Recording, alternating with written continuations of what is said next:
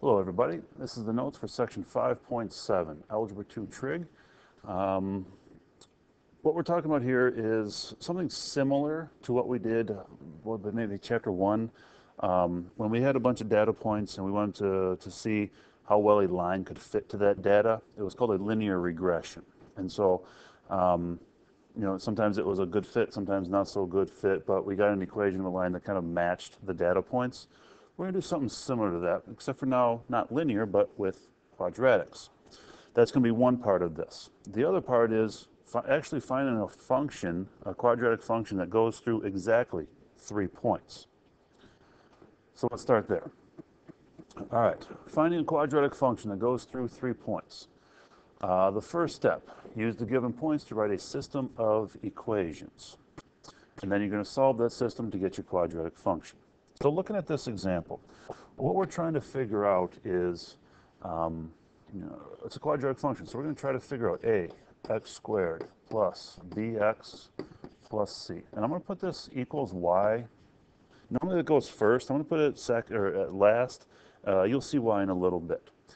So in order to know this quadratic function, we need to know what a is, what b is, and what c is. Those are our variables. We need to solve for a, b, and c. So we are going to use our points. Okay? Each point has an x value and a y value. And we're going to use each point one at a time to write a system of equations. Okay? So looking at this first point, negative 3, 16. Okay? Negative 3 is the x value, 16 is the y value. So I'm going to plug in the x and y into this generic equation. A, x is negative 3. When you square that, you get 9.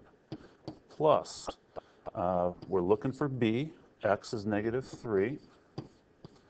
Plus c equals the y value for this point is 16. Okay, there's one equation. Again, a, b, and c are our variables. So now we're going to look at our second point and do the same idea. X is 2.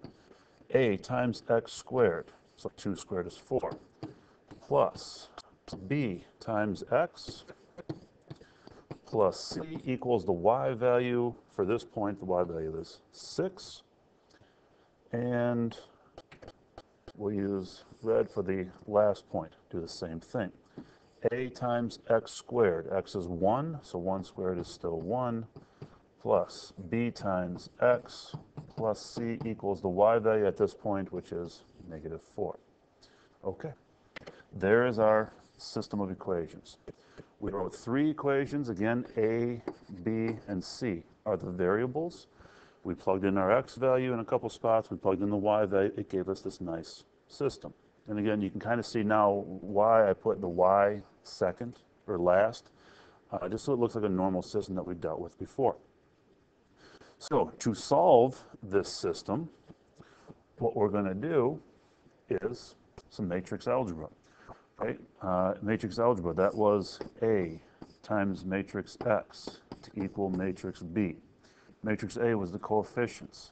So the coefficients of A, B, and C, we are going to have 9, negative 3, 1. We're going to have 4, 2, 1, 1, 1, 1. That's our matrix A. Matrix X was our variables. That's A, B, and C. Matrix B was our constants. That's really our y values here. 16, 6, and negative 4. So this is matrix A, this is matrix X, this one is matrix B. What you're going to do, we're trying to figure out the A, B, and C values. So we're trying to solve for matrix X. We do A inverse times B. So I'm gonna hit pause on the recording here, type in the matrix, be back in a second. Okay, so I've entered in matrix A, I've entered in matrix B. I need to do A inverse times B. So this is matrix A where I've edited it in, so I need to quit. Now I'm going to go back to matrix, and I want names. I want matrix A, and I want the inverse of it. I'm going to go times, I go back to matrix, names, B. A inverse times B. Okay, so what this is giving me, extend the page a little bit. We solved for matrix X, which was A, B, C. When I did A inverse times B, it gave me 3, 1, negative 8.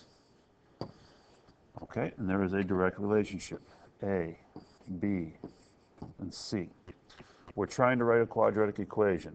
We started with this generic right here. We just found our A, B, and C values. That means we got a quadratic function.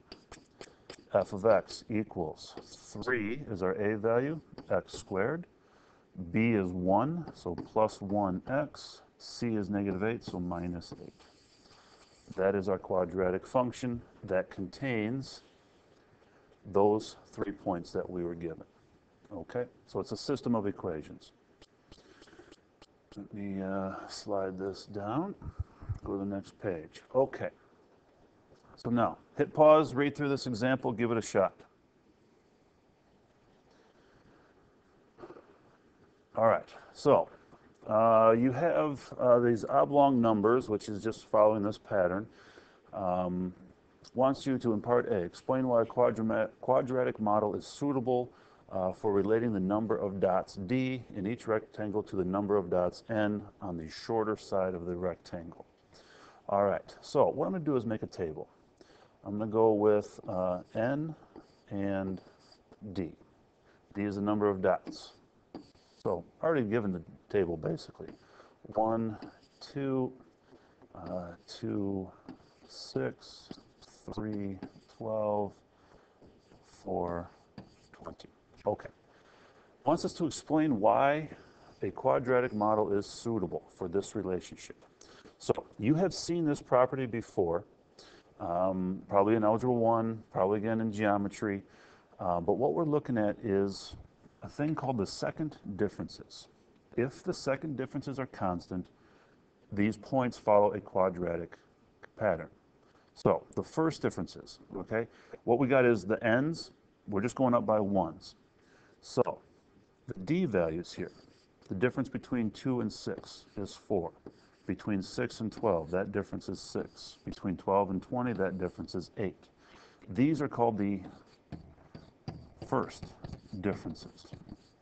Okay, clearly they're not constant, but you can see a pattern to them. Difference between 4 and 6 is 2. Between 6 and 8 is 2. If we were to continue this pattern, you would keep on seeing 2's here. These are called the second differences. If the second differences are constant, like we have, that means these points follow a quadratic pattern. All right?